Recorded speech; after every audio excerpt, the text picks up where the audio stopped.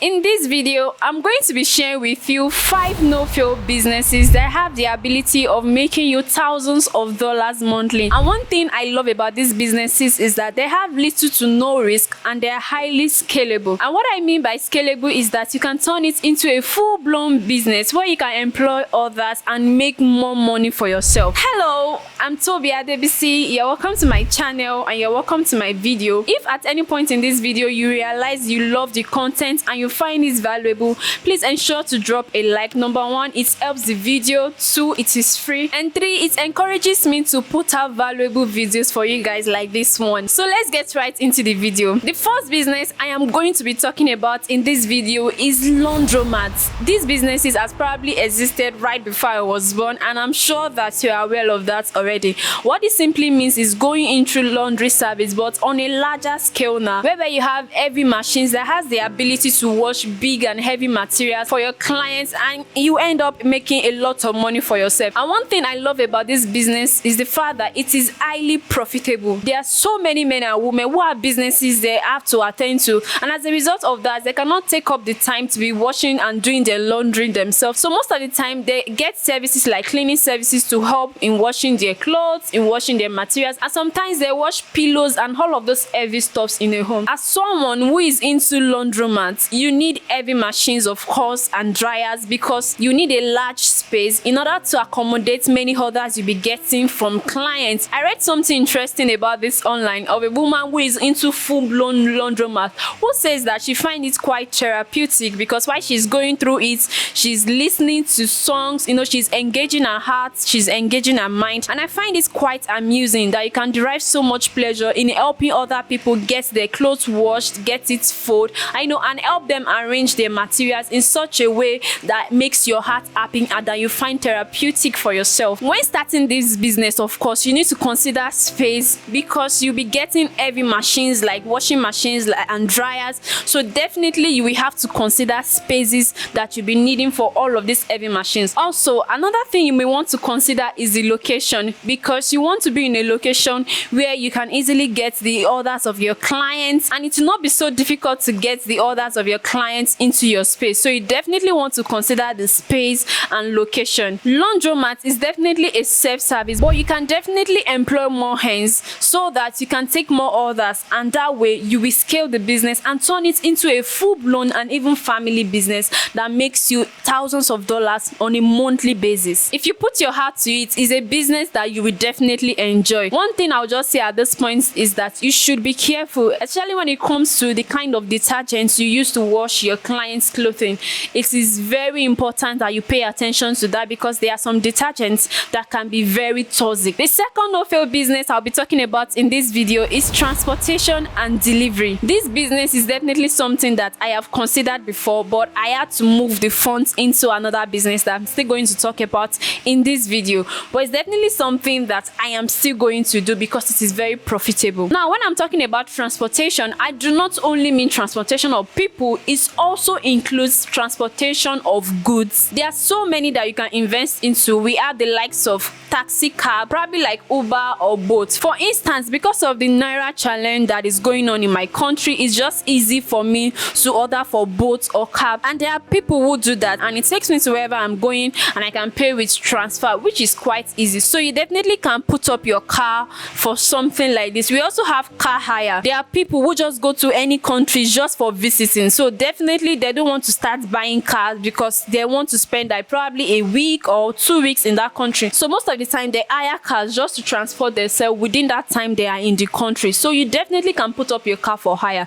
There are so many measures that are put in place, of course, to protect your car, especially when you register in a site that allows you hire your car, and they put up whatever insurance that ensures that your car get back to you in full peace. We also have the likes of the normal commercial bus transportation. You can easily get a 14-seater bus that you can rent out to a transportation company, and then you get paid the agreed cost on a monthly or weekly basis, whatever your agreement is. Another part of transportation I want to talk about is delivery. Because of the recent pandemic, most businesses are now online, and as a result of that, they get most of their orders online. So most of the time, for them to deliver their product to their customers or clients, most of the time they will need the help of delivery companies who they can send the product to, and then the delivery company will ensure that it gets to you. And this is a business that cannot fail because the world is going digital. So definitely people are going to purchase products online, and there will always be need for delivery companies to help in delivering the product to the customers or to the prospects. So this definitely is a business that you should consider. Of course, there are wider angles that we can view this business from. I read of a woman in India who rents out private jets to companies or to top politicians and businessmen. So if you have the money, definitely you can go into this. We have the likes of train, truck and trailers that transport goods from one state to another. So this is a business that definitely will give you a lot of income, and it cannot fail because there's always a need to transport people and there's always a need to transport products. Now, how do you start this business? The first thing you should do is to create a business plan. You should not go into any business at all without having a plan. You have to count the cost if it is something that you can, at the point that you are now, afford. And when you are done with the business plan, by then you should try to know what it will cost you, the capital that you will be needing probably to get your first bus, to get your first private jet or whatever it is. So you need to be very much aware of the capital you'll be needing to start this business. And then the next thing to do, of course, is to invest and then hire people to help you manage this business in case you don't want to manage it. And you should definitely invest in branding because it is branding that will help people know if they can trust your business. Now, the third one I'll be talking about is real estate. Now, I know that so many of you are familiar with this already, but there's actually a lot of money in real estate, and I'm going to break it down for you. What real estate is all about is you buying raw land, or you help in construction and renovation of a building which you can sell in time to come. And real estate also involve the sales and lease of finished products to end users, because people always think that real estate is all about selling raw land and selling buildings, completed and furnished buildings to people, and it is not always like that. You can actually lease buildings to people, more like rent out buildings or shops or whatever property to people or to any corporate body and make a lot of money. Now, real estate is actually multifaceted and it has different parts you can go into. You can become a real estate broker, or you can become a real estate lawyer. You can also become a real estate agent. For instance, when I was trying to purchase my apartment, I had to reach out to a real estate agent who helped me get this place, and it fits the description that I wanted. Another part of real estate you can go into is to become a real estate manager. This is one of the reasons why I said that real estate can never fail, because there will always be something for you to do. There will always be a need for a real estate lawyer. There will always be a need for a real estate broker. There will always be a need for a real estate manager. It does not go out of fashion or go out of time. Of course, the capital can be a lot, especially if you want to go into the buying and selling of either raw land or completed building, or even leasing out property. Probably you want to be leasing out building. For instance, when I got my apartment, the man that I rented it from is not the real owner. It's just someone that helps in renovating the building and now is leasing it out just to get his profits. You can go into something like that. There are so many people who are unable to complete their house or buildings as a result of funds. So you can come in and save the moment, help them complete the building based on your agreements, of course, that you are going to take part probably in the profits they make in the next 5 years or probably in the next 6 years. This is definitely one of the ways you can earn a lot of money with real estate. So how do you start? The first thing you should do is to conduct a research. I don't think it is wise for anyone to go into any business without actually researching what it will cost them, what it will take, the time and everything that that business requires. So make research, try to reach out to those who have been in real estate ahead of you so that you can get advice and what to do from them. If they ask you to pay and you have the funds, you can as well pay so that you can learn from them. When you're done with your research, of course, you need to specialize. What part do you want to stick with? And of course, don't forget to register and get license for your company. And the reason why you want to do this is because you want your customer, you want your client to be able to trust you. So try as much as possible to register even before you launch at all. The next thing to do is to expand your network. Try to meet with people, try to make connection with people, and try as much as possible to have an online presence, because truth be told, you are going to get a lot of customer and prospects online. The fourth no-fail business I'll be talking about is healthcare or fitness, and this is honestly my favorite, not only because I'm in the medical line, but because I find it very interesting and highly profitable. There's actually a lot of business side to healthcare, like owning a store where you sell medical equipment and where you sell fitness equipment. Another business side of healthcare you might want to consider is owning a pharmaceutical company. Now, a lot of people think that you have to be a pharmacist before you can own a pharmaceutical company, but that is not true. It is not true. The only thing you need to do is to get consultation from pharmacists and then employ some of them who will be managing your business for you. And of course, you have to register your business, because you cannot sell pharmaceutical products in any company at all without you registering under the government or whatever body that is in charge of drug production or medicine production in the country where you are launching your business. Another interesting side of healthcare business is health consultation. I have seen a lot of medical doctors who are really not practicing, but what they do is to make consultation online, offline, and they earn a lot of money, as much as $200 per day. So this is definitely something that cannot fail. It has been in existence for long and it cannot fail, because people always have something about their health they need to check, or about their health they need to stabilize. So it's definitely a business that you should consider. Another side of this one is the fitness. There are so many companies who are into the selling and production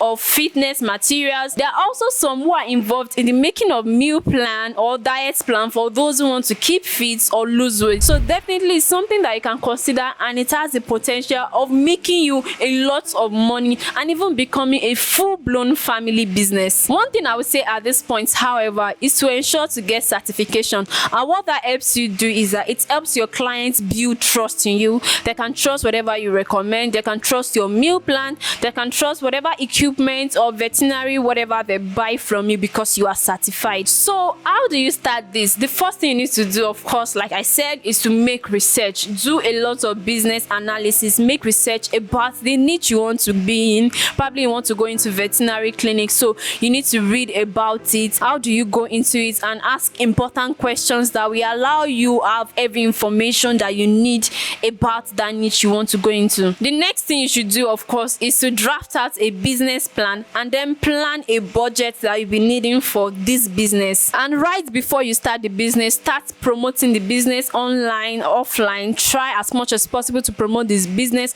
And even after you start the business, promotion is important, of course, for people to discover you and then engage with you. Now, this last one is going to blow your mind. I promise it is going to blow your mind, and it is called thrifting. I'm sure this is not your first time of hearing the word thrifting, and for those that are just hearing it for the first time, let me just assume that there are people who are just hearing about it for the first time. So thrifting basically is the sales of second-hand products, probably second-hand shoes, clothes, household appliances, and all of those fine and good stuff. I know that many of you know this already. When I was in school, I literally buy almost only thrifting clothes. Maybe the only time I buy a new clothes is probably when I'm having my birthday or when it's Christmas and New Year and you just want to look all nice and all. But there are actually some thrifting clothes that are very amazing, and it will be difficult for people to even know that it is thrifted. I've seen so many young and vibrant people who are into thrifting of shoes, thrifting of bags, thrifting of clothes, thrifting of household appliances. For instance, when I wanted to move into my apartment, I was looking for places where I can get household appliances for very cheap prices. There are so many thrifted stores where I can do that, and it's very cheap, and it's almost as new.